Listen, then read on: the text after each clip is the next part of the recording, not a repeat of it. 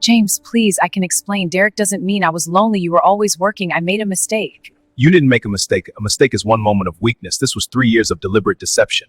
I sat my wife down at our dining table on a Thursday evening and told her our life was over. I told her the company had collapsed. The contracts were gone. The accounts were drained. I told her we had 60 days, maybe 90, before the bank came for the house. Every word was a lie. The company was doing better than it had ever done. Our accounts held more money than she had ever seen.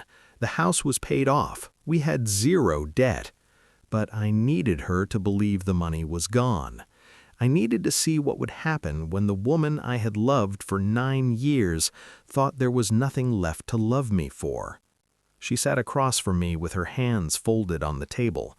She didn't move. She didn't blink. She listened to every word with an expression I had never seen on her face before. It wasn't sadness. It wasn't fear. It was something colder, something that looked like math. When I finished talking, she nodded. One nod, slow, careful, like she was clicking confirm on a decision she had already made. Then she stood up and walked to our bedroom. For 40 minutes, I sat at that table alone, listening. I heard the closet doors open. I heard drawers slide. I heard hangers scraping across the metal rod. I heard zippers closing. I heard the wheels of a suitcase rolling across the hardwood floor. She came back into the living room at exactly 9:47 p.m. I know the time because I was watching the clock. I was counting every minute, because every minute she spent packing instead of asking me a single question told me something I needed to know. She had changed her clothes. She had put on makeup. She had styled her hair. She was wearing earrings. You don't put on earrings to go cry at your sister's house. She looked at me. No tears, no trembling lip, no last hug. She just looked at me the way you look at a car that broke down on the highway. Mild irritation, quick calculation about the next move, and then you call for a ride. She said 5 words. I'm going to my sister's. She rolled her suitcase to the front door. She opened it. She walked out. The door closed behind her. The headlights swept across the living room windows, and then the headlights disappeared down the street. 9 years of marriage, 2 kids, a home we built board by board, and she was gone before 10 o'clock. But she didn't go to her sister's house. And what my private investigator found 47 minutes later at an apartment building across town, apartment 1407, destroyed every memory I ever had of the woman I married. My name is James Morrow. I'm 43 years old. I grew up in Oak Cliff, which is the south side of Dallas. If you know Dallas, you know Oak Cliff in the 90s was not the place parents dreamed about raising their kids. It was the place you survived until you could get out. My mother, Patricia, raised me alone. My father left before my 3rd birthday and never came back. No calls, no letters, no child support. He just evaporated, like he was never real. My mother worked 2 jobs. During the day, she cleaned offices in downtown Dallas. At night, she stocked shelves at a grocery store on Jefferson Boulevard. She came home smelling like bleach and cardboard. Her hands were always rough, her back always hurt, but she never complained, not once. She used to wake me up at 5:30 every morning. She would stand in the doorway of my bedroom and say the same thing every single day. Every day for 18 years. She would say, James, get up, build something today. Not have a nice day, not do your best, not try hard. Build something today. She said it like a command, like building wasn't optional, like every day I spent without constructing something, a skill, a plan, a future, was a day wasted. That phrase shaped my entire life. It's the reason I became who I am, and it's the reason that when my wife packed her suitcase and walked out on me, I didn't break. Because my mother didn't raise a man who breaks, she raised a man who builds. I started working construction when I was 16, summer job with a local contractor who paid me $8 an hour to carry cinder blocks and sweep sawdust. I hated it for about 2 weeks. Then I started watching the actual builders, the framers, the electricians, the plumbers, and something clicked. These men were creating something from nothing, turning lumber and concrete into places where people would live, work, eat, sleep, fall in love, raise children. They were building the physical world. I wanted to do that. I got my GED, then enrolled at a community college, construction management courses. I worked full-time during the day and studied at night. I transferred to UT Arlington after 2 years and finished my degree in construction science. I graduated at 24 with $31,000 in student loans and a burning desire to never carry cinder blocks for someone else. I got a job as a project manager at a mid-sized construction firm in Dallas. Good company, professional. I learned how to manage crews, negotiate with subcontractors, read blueprints, handle inspections, manage budgets. I was making $78,000 a year by 27. Solid money for a kid from Oak Cliff. But I kept watching the owners, the guys whose names were on the trucks, the guys who showed up to job sites with clean boots because they didn't have to get dirty anymore. They had built companies. They had built something that worked without them standing in it every day. I wanted that. At 28, I quit my job. I took my savings, $42,000, and started Morrow Construction Group. 1 truck, 1 employee. Me. The first 2 years almost killed me. I underbid jobs to get contracts, then worked 20-hour days to deliver them without going negative. I lost 11 pounds in the first 6 months because I forgot to eat. I slept in my truck on job sites because driving home meant wasting an hour I didn't have. I almost went bankrupt twice. Once when a client refused to pay a $47,000 invoice. Once when a subcontractor walked off a job halfway through, and I had to finish the electrical work myself with a YouTube tutorial and a prayer. But I survived, and in year 3, something turned. I landed a contract to build a medical office complex in Plano, $3.2 million project, my biggest by far. I was terrified, but I delivered it on time and under budget. The client was so impressed, he referred me to 2 more developers. Those 2 developers referred me to 4 more, and the snowball started rolling. By 35, the company was doing $8 million a year. By 40, $12 million. We had 170 employees, a fleet of trucks, and contracts across the DFW Metroplex. I was worth personally just over $7 million. That's cash, investments, equity, and real estate combined. But you would never know it by looking at me. I drove a Ford F-150. I wore jeans and work boots. I lived in a 4-bedroom house in a good neighborhood.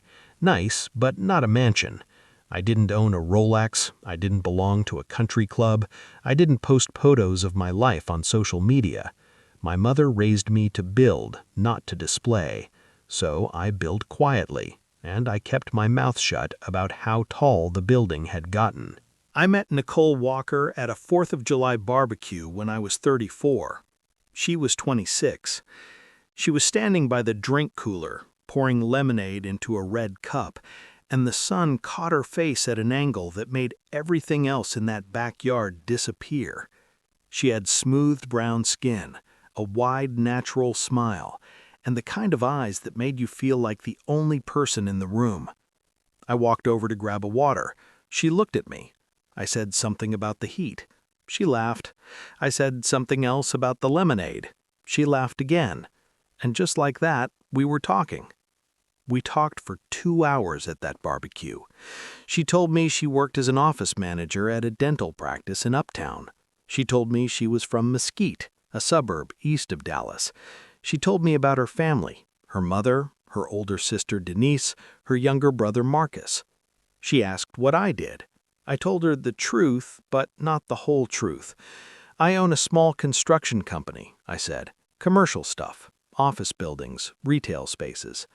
"That's cool," she said. "Do you like it?" "I love it." She smiled. "That's rare. Most people hate their jobs." I asked her what she liked about her job. She told me she liked organizing things, making systems work, keeping the office running smoothly so the dentists could focus on teeth. "I'm the engine nobody sees," she said. "Everything runs because I run it." I liked that. The quiet confidence, the pride in invisible work. We exchanged numbers. I called her the next day. We had dinner Friday. Within 6 weeks, we were exclusive. Within a year, she had moved into my house. Within 18 months, I proposed. We got married on a Saturday afternoon at my business partner Ray's ranch house. 60 guests. Simple food. She wore a white dress she had found at a consignment shop for $200. She said she didn't need an expensive dress because the marriage was what mattered, not the wedding. I believed her. Our son Marcus was born 14 months later. Our daughter Zoe came 26 months after that. 2 kids, a house, a marriage, a life. For the first 6 years, I thought I had everything I ever wanted. Nicole was good during those early years, really good. She ran our household the same way she ran that dental office, with precision, organization, and invisible effort. She managed the kids' schedules, the groceries, the bills, the appointments, the school events. She cooked dinner 5 nights a week. She kept the house clean. She showed up. When I came home at 8 or 9 at night, exhausted, covered in dust, she'd have a plate ready. She'd ask about my day. She'd listen. She'd rub my shoulders sometimes and say, "You're building something amazing, baby. Don't stop." That meant everything to me. Having someone who saw the work and valued it, having someone who understood that the long hours weren't about ignoring her, they were about building a future for all of us. Or, at least, that's what I thought she understood. The shift happened around year 7. It didn't announce itself. It crept in like cold air under a door. You don't feel it at first, then your feet are cold, then your legs, then your whole body. And by the time you realize the door is open, the room is already freezing. Nicole started spending differently. Not dramatically, not dangerously, but noticeably. Her hair appointments moved from a regular salon in Richardson to a high-end place in Highland Park. $150 per visit became $400. She went every 2 weeks. She upgraded her wardrobe. The Target and TJ Maxx bags that used to sit on the kitchen counter were replaced by Nordstrom and Neiman Marcus bags. Shoes that cost $80 became shoes that cost $500. She asked me to buy her a new car. She said the Toyota Camry, 3 years old, 28,000 miles, perfectly fine, was making a noise. There was no noise. I had driven it the previous weekend.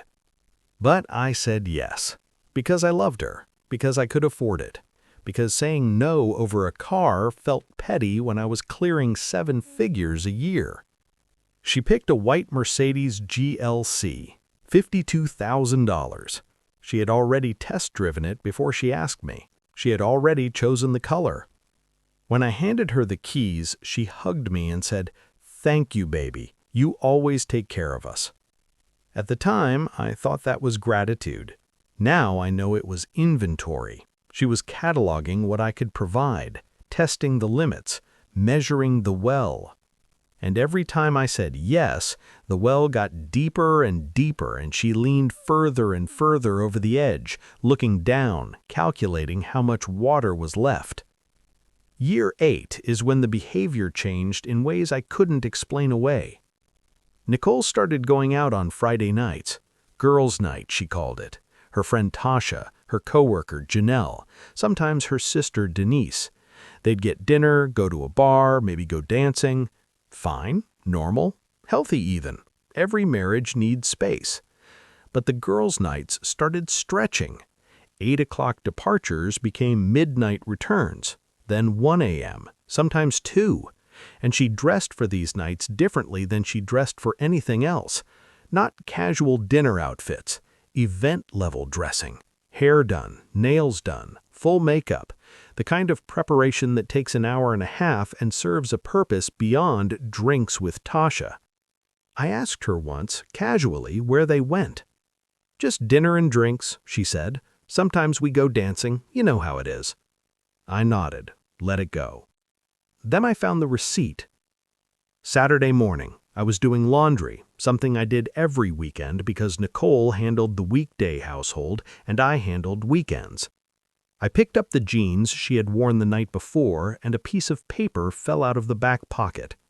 It was a receipt from Maison on the Park, a French restaurant in the Design District, prix-fixe menu, the kind of place where the waiter describes each course like he's reading poetry, and the check makes your chest tight. The receipt showed table for two, 2 glasses of Burgundy, 2 prix-fixe dinners, 2 desserts, total $437 including tip. Table for 2. Girls' night with 1 girl? I put the receipt back in her pocket, exactly where I found it. I finished folding the laundry. I said nothing. But that night, lying in bed staring at the ceiling while Nicole slept peacefully beside me, I heard my grandfather's voice, my mother's father, a man who worked 40 years at the Ford plant in South Dallas and never trusted anyone who smiled too easily. He used to say, "Son, when something doesn't add up, it's because somebody is counting on you not to do the math." So I started doing the math. Over the next 3 weeks, I paid attention without saying a word. I didn't snoop through her phone, I didn't follow her car, I just watched, and I listened. I noticed the second phone first. I was looking for my belt in the closet on a Sunday morning. Nicole was in the shower. I reached behind her shoe rack on the top shelf and my hand touched something hard and flat. A phone. A cheap, prepaid phone, the kind you buy at a gas station for $40. It was plugged into a power strip hidden behind her boots, charging. I didn't pick it up. I didn't turn it on. I just looked at it, memorized its position, and put my hand back at my side. A second phone, a hidden phone, charged and ready. Then I noticed the gym behavior. Nicole had always worked out, 3 times a week at a gym near our house. Sports bra, running shoes, ponytail. Functional, normal. But in the past few months, her gym routine had changed. 3 times a week became 5. She bought new workout sets, matching sports bras and leggings in colors I had never seen her wear. And she started doing something that made no logical sense. She did her hair before the gym. She put on makeup before the gym. Nobody puts on mascara to go run on a treadmill. Nobody straightens their hair to do deadlifts, unless the gym isn't really about the gym. And then there was the phone behavior. Nicole's main phone used to live everywhere. The kitchen counter, the coffee table, the bathroom vanity. She'd leave it wherever she happened to set it down. Open, casual, unguarded. Now it was always in her hand, always face down, always on silent. When I walked into a room, she'd flip it over or tuck it under her leg. When a notification buzzed, she'd glance at it and then lock the screen before I could see. 3 data points: the second phone, the gym transformation, the guarded behavior. Each one alone could be explained innocently. Together, they formed a pattern, and the pattern pointed in one direction. But I'm not a man who makes accusations without evidence. I didn't build a $12 million company by guessing. I built it by verifying, by documenting, by making decisions based on facts, not feelings. I needed facts. The facts came through Ray. Ray Cooper is my business partner. He's been with me since year 2 of the company. He's our COO. He handles operations while I handle business development and client relations. He's also been my best friend for 20 years. Ray is the most honest human being I have ever met. He will tell you your shirt is ugly. He will tell you your business plan has a hole in it. He will tell you your marriage is in trouble. He doesn't care about your feelings. He cares about the truth. and that's why I trust him with my life. We were sitting in my office one evening. Everyone had gone home. It was just us, 2 glasses of bourbon and the quiet of an empty building. Ray looked at me and said, "James, I need to tell you something, and I need you not to punch me." That's a hell of a way to start a sentence. Yeah? Well, here it is. He took a breath. 2 weeks ago, my wife Carla saw Nicole at a restaurant downtown, Maison on the Park. It was a Tuesday afternoon. Nicole wasn't alone. She was with a man. The room got very still. Carla didn't want to say anything, Ray continued. She wasn't sure what she was seeing. Could have been a client, a relative, a colleague, but she said they were sitting close, real close, and the man had his hand on Nicole's arm, and Nicole was laughing. Not polite laughing, real laughing, the kind you do when you're with someone you're comfortable with. I didn't say anything for a long time. I swirled the bourbon in my glass, watched the amber liquid catch the overhead light. Did Carla recognize the man? No, but she said he was well-dressed, mid-30s, drove a black Porsche. She saw them leave together. I finished my drink, set the glass down on my desk. The sound of glass on wood was the loudest thing in the room. "Thank you for telling me, Ray." He leaned forward. "What are you going to do?" I looked at him. "First, I'm going to find out the truth. Then I'm going to decide what the truth deserves." That Saturday morning, I made 2 phone calls. The first was to Darren Cole, private investigator, ex-military, ex-Dallas PD, now running his own firm specializing in domestic and corporate investigations. I had used him 3 years earlier to catch a subcontractor who was stealing copper wiring from one of our job sites. Darren caught the guy in 36 hours. I told him what I knew: the receipt, the second phone, the gym changes, the guarded behavior, Ray's report.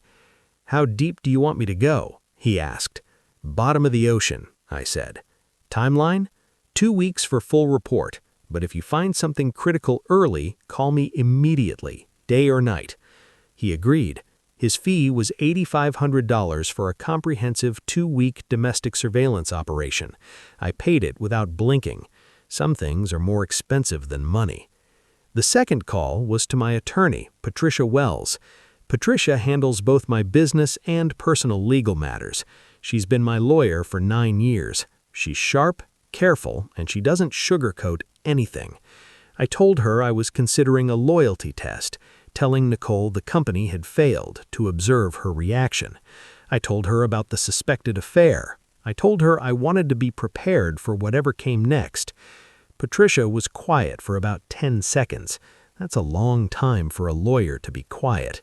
Then she said, "James, if this is heading where I think it's heading, we need to restructure your asset position immediately, before you tell her anything, before she talks to a lawyer, before the chess game starts."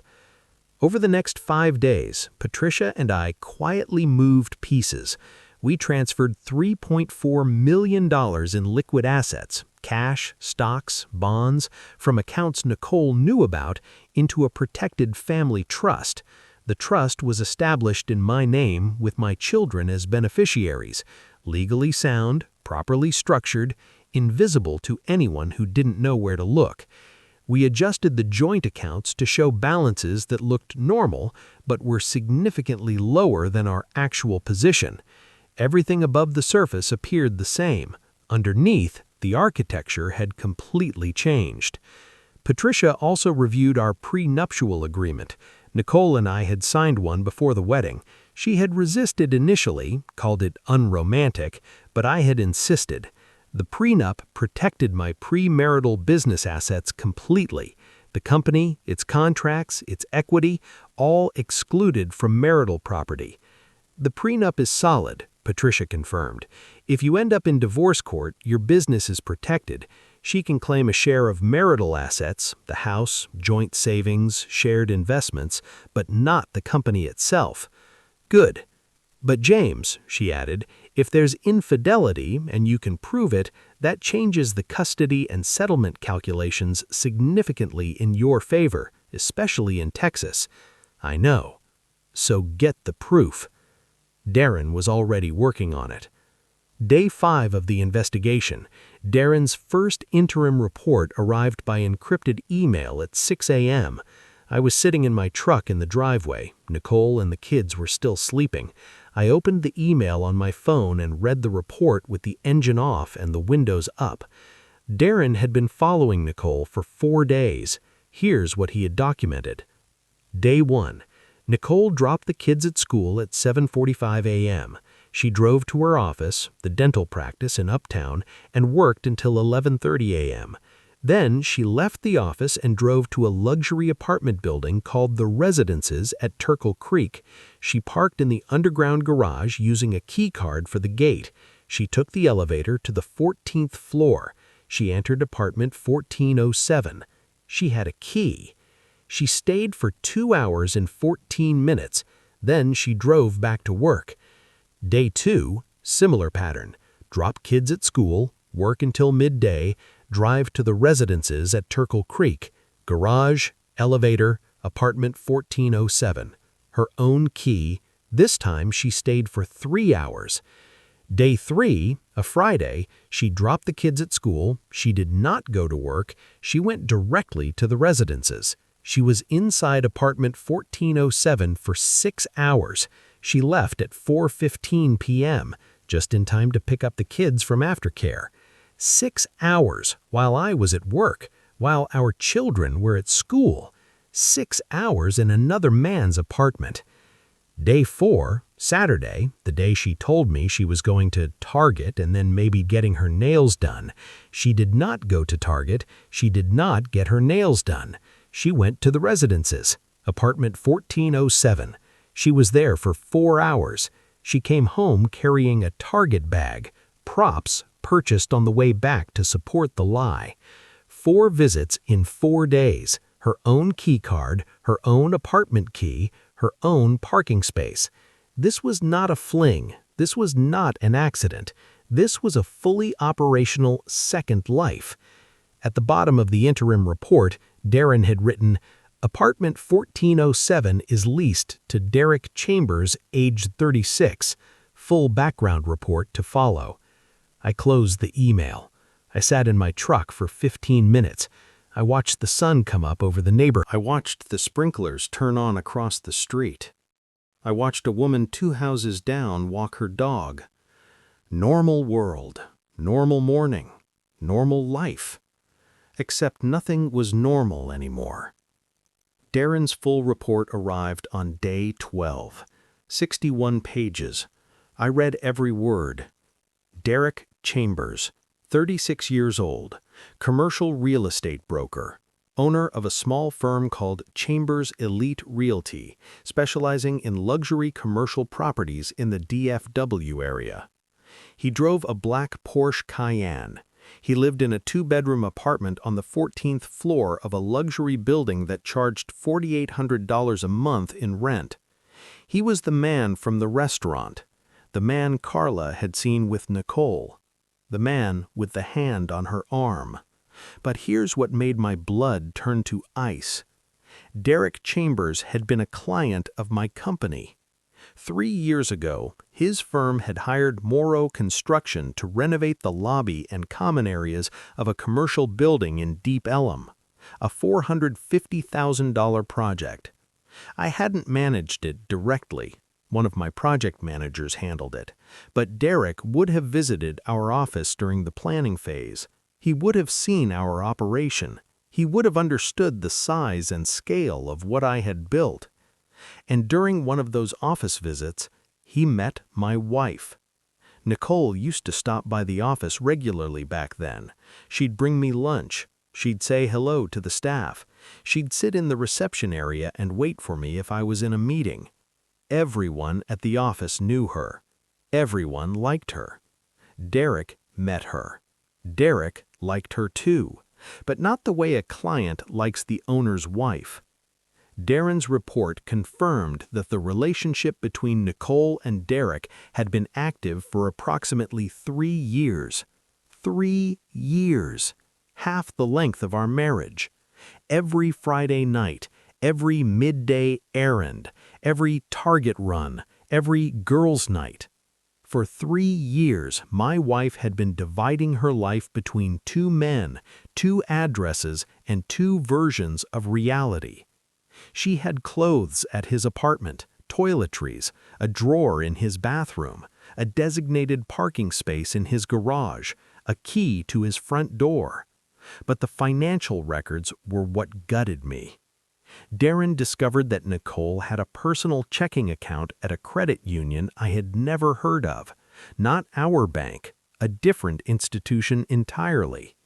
She had been making deposits into this account for over 2 years, small amounts at first, $200, $300, $500, skimmed from the household budget, the grocery money, the kids' activity fees, the cash I gave her for household expenses. Over 2 years, she had accumulated $47,000 in that account. $47,000 stolen from our family, dollar by dollar, while I worked 14-hour days to provide the life she was quietly dismantling. And then there were the messages. Darren's digital forensics specialist recovered deleted messages from Nicole's primary phone. She had been using an app disguised as a calculator. You open it, enter a 4-digit code, and it reveals a hidden messaging interface. I had never heard of such a thing, but Nicole knew exactly how it worked. Most of the messages were intimate. I won't share them. They were private in a way that no longer had anything to do with privacy.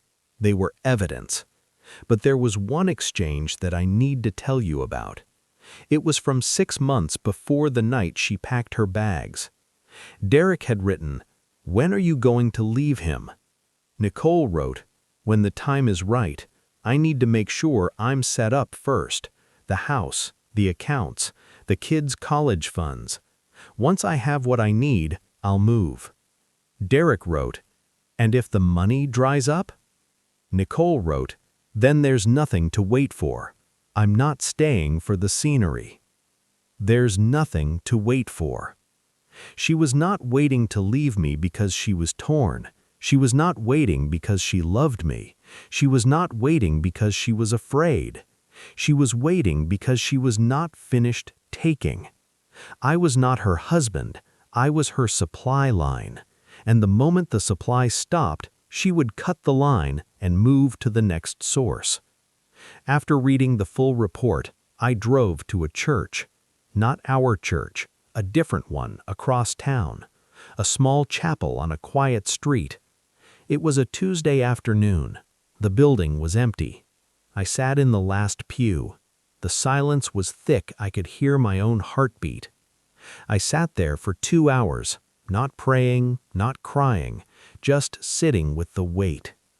9 years, 2 children, 1,000 dinners, 1,000 good mornings, 1,000 I love yous spoken in the dark before falling asleep. All of it contaminated now. Every memory rewritten. Every tender moment reframed. When she rubbed my shoulders after a long day, was she counting my tension or calculating my balance? When she said, "You're building something amazing, baby," was she admiring the builder or appraising the building? I don't know anymore. And that's the worst part. Not the betrayal itself, the uncertainty about everything that came before it. The way infidelity doesn't just destroy the present, it reaches backward and poisons the past. Every memory you trusted becomes suspect. Every smile becomes a question mark. I sat in that church until the light through the stained glass windows shifted from gold to amber to gray. Then I stood up, walked to my truck, started the engine, and I began planning the end. I set the test for a Thursday evening. The kids would be at Nicole's mother's house for a sleepover, planned in advance, deliberate. I needed the house empty, no children present, just me and her and the lie I was about to tell. I cooked dinner that evening, grilled salmon, roasted asparagus, her favorite meal. I set the table properly, 2 candles, 2 glasses of wine, white tablecloth. She came downstairs in leggings and a t-shirt. She saw the table and her eyebrows went up. "What's the occasion?" "No occasion, just wanted dinner with my wife." She smiled, sat down. We ate. We talked about the kids, about a neighbor's new fence, about a show she was watching. Normal things, small things, the kind of conversation that fills space without saying anything. I let the normalcy breathe. I let her relax. I let the candles burn down to their halfway point. Then I set my fork down. "Nicole, I need to tell you something serious." Her face shifted. The softness drained away like water running off a table. What replaced it was something sharper, something I recognized now, the same look she had when she was calculating the grocery budget or negotiating with a contractor about the kitchen renovation. She was running numbers, not emotionally processing, financially calculating. "How bad is it?" she asked. Not, "Are you okay?" Not, "What happened?" Not, "How can I help?" How bad is it? How much is left? How deep is the hole? "Bad," I said. "The operating account is nearly empty. I used our savings to cover last month's payroll. If we don't land a new contract in 60 days, I'll have to shut down the company." "What about the house?" The house. Her second question. Not me. Not the kids, not the employees who depended on their paychecks. The house. The house was leveraged. Another lie. The house was fully paid off. If the company goes under, we could lose it. She leaned back in her chair, her arms crossed. She stared at me for a long time. And I watched the calculation complete. I watched the answer arrive behind her eyes like a number appearing on a screen. "How long have you known?" she asked. "A few months." "And you're just telling me now?" I was trying to fix it.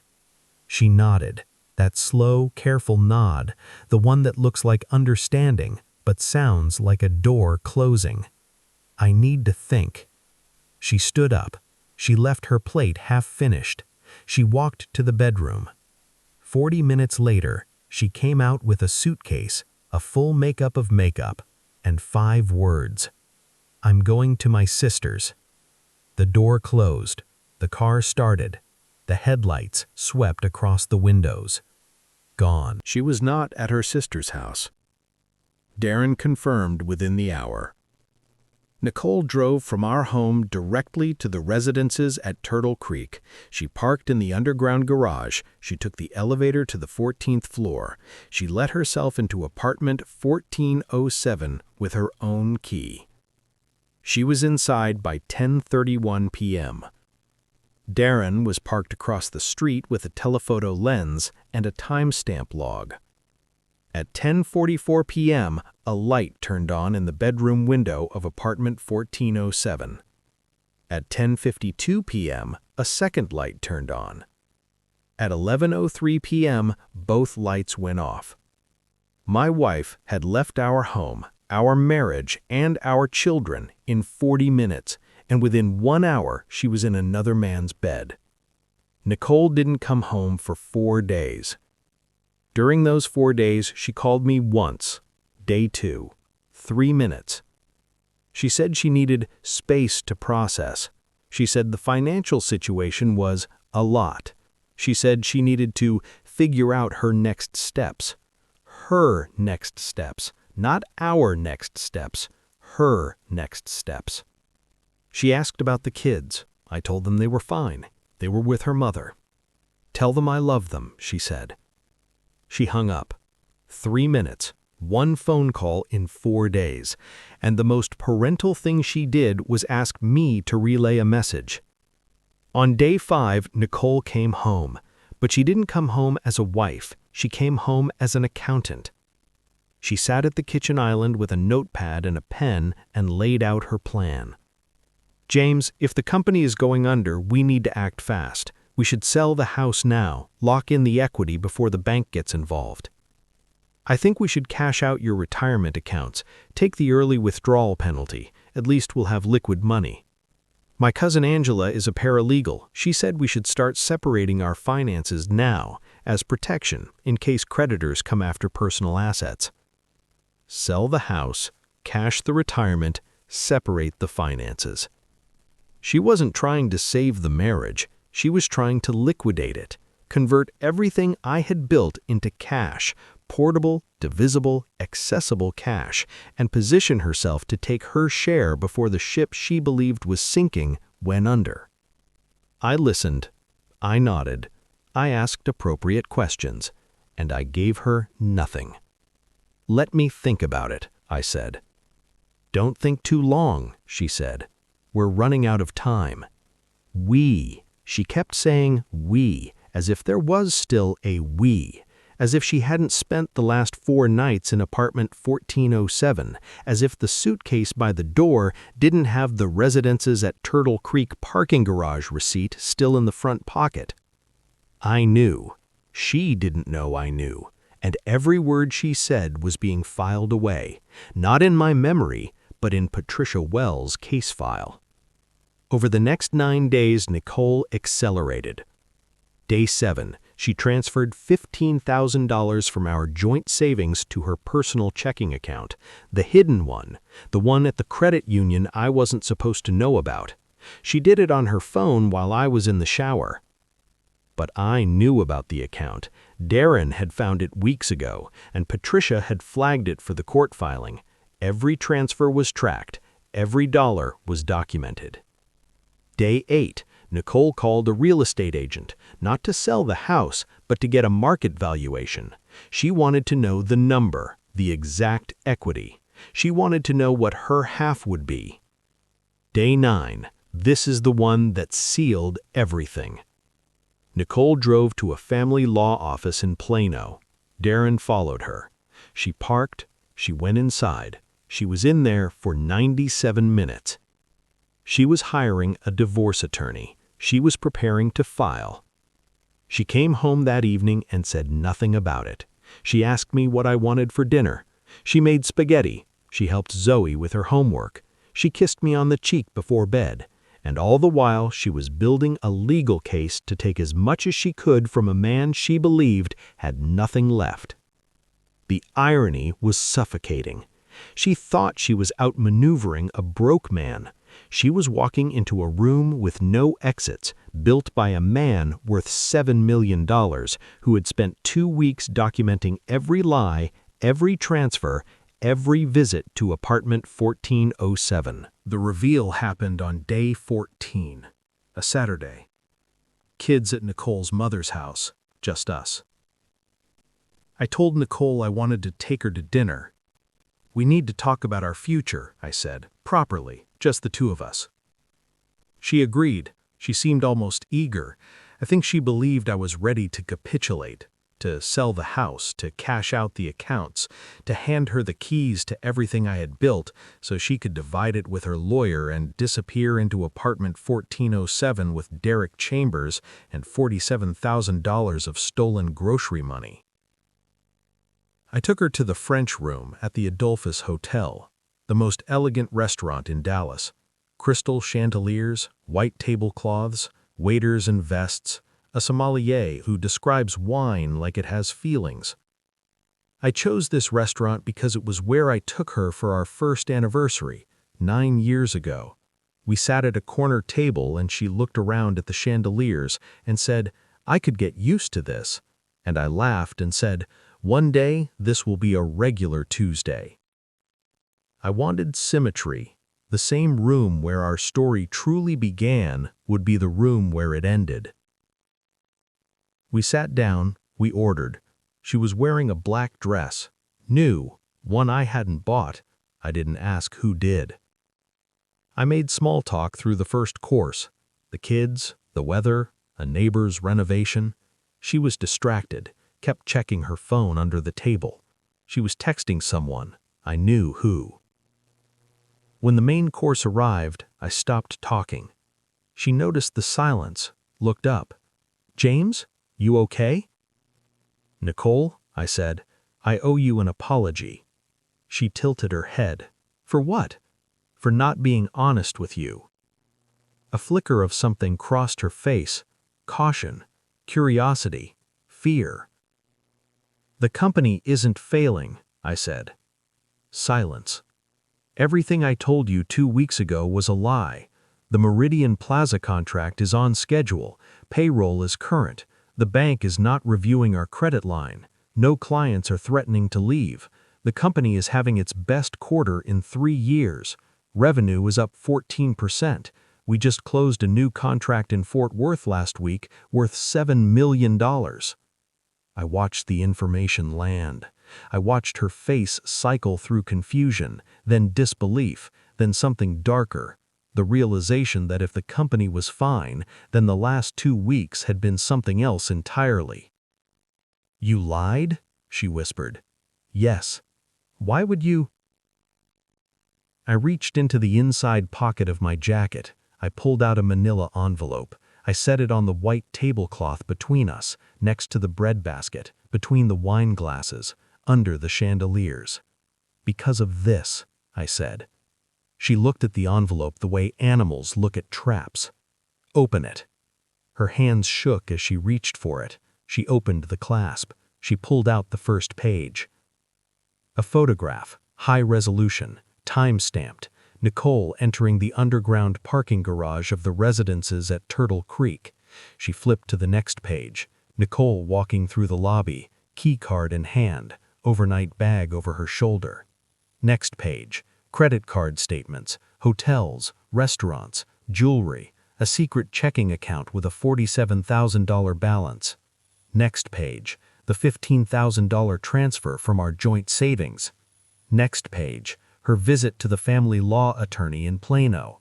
Date, time, duration. Next page. The recovered text messages. When are you going to leave him? When the time is right. If the money dries up, then there's nothing to wait for. She stopped flipping. The photographs spread across the white tablecloth like evidence at a trial, which is exactly what they were. "James, I'm not finished." I pulled out a second envelope, thinner. "This is a petition for divorce, filed yesterday by my attorney, Patricia Wells, on grounds of infidelity, financial fraud, and diversion of marital assets." Her mouth opened. Nothing came out. "I also want you to know that I am aware of Derek Chambers, 36 years old, apartment 1407 at the residences at Turtle Creek, black Porsche Cayenne. He was a client of my company 3 years ago. That's how you met him. That's how long this has been going on." Her eyes were wet now, tears running down both cheeks, the mascara starting to bleed. "And 6 months ago, when he asked you when you were going to leave me, you told him you were waiting until you were set up. You said you needed the house and the accounts and the kids' college funds. And when he asked what would happen if the money ran out, you said, and I have the screenshot, Nicole, you said, there's nothing to wait for." She broke. The tears turned into sobs. Her hands covered her face. Her shoulders shook. "That's why I lied about the company. I told you the money was gone, and you packed a suitcase in 40 minutes. You didn't ask what happened. You didn't ask how I was. You didn't ask about our children's future. You packed a bag, put on makeup, and drove to another man's apartment." I leaned forward. 40 minutes. That's what 9 years and 2 children were worth to you. 40 minutes and a suitcase. She reached across the table for my hand. I pulled it back. "James, please, I can explain. Derek doesn't mean I was lonely. You were always working. I made a mistake." "No," I said it once, quiet, final. "You didn't make a mistake. A mistake is one moment of weakness. This was 3 years of deliberate deception, 3 years of planning, 3 years of looking me in the face every morning and choosing the lie." I stood up, buttoned my jacket. "The filing includes a request for primary custody of Marcus and Zoe. My legal team has the full investigation report, 61 pages, every photograph, every timestamp, every dollar you moved. Everything. "You can't take my kids," she said, her voice cracking. "I'm not taking them. I'm keeping them safe, which is what I've been doing their whole lives while you were at apartment 1407. I placed 3 $100 bills on the table. "Enjoy your dinner, Nicole. The salmon here is excellent. You should try it sometime." I walked through the restaurant, past the chandeliers, through the lobby, out the front door, into the parking garage. I sat in my truck and gripped the leather until it creaked under my hands. And then I breathed. For the first time in 2 weeks, I just breathed. The divorce took 7 months. Nicole's attorney came in aggressive, demanded 50-50 split of all assets, demanded primary custody, demanded the house, demanded half the company's value. Patricia was ready. She presented the prenuptial agreement. The company was excluded. The judge upheld it without hesitation.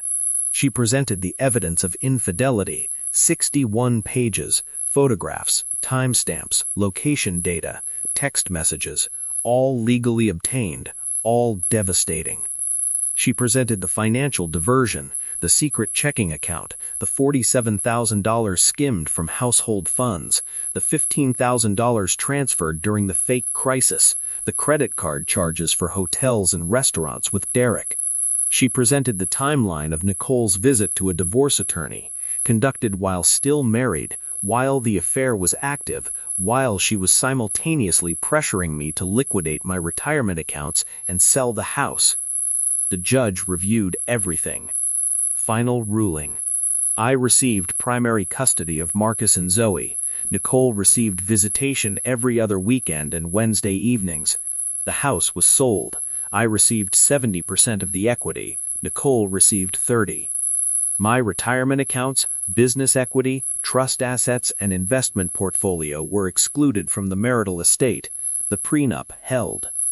Nicole's total settlement, approximately $167,000, from a marriage to a man worth over $7 million.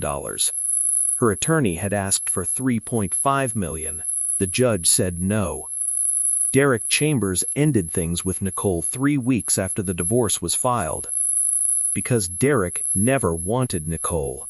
Derek wanted Nicole's access to my company, my network, my resources. Nicole was a bridge to a world Derek wanted to enter. When the bridge collapsed, Derek found another one.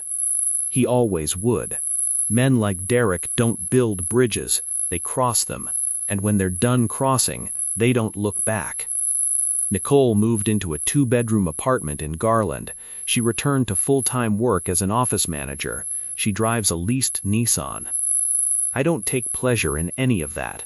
I need you to understand that. She's the mother of my children. She gave me Marcus and Zoe. Whatever else she did, whatever she took, whatever she lied about, whatever she destroyed, she gave me the 2 people I love most in this world, and I will never forget that.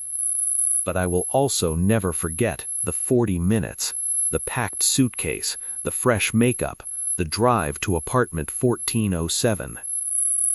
It's been 11 months since the divorce. Marcus is 8 now. He plays Little League, shortstop. He's got quick hands and a good arm. I coach his team on Saturdays. We practice ground balls in the backyard after school. He's getting better every week.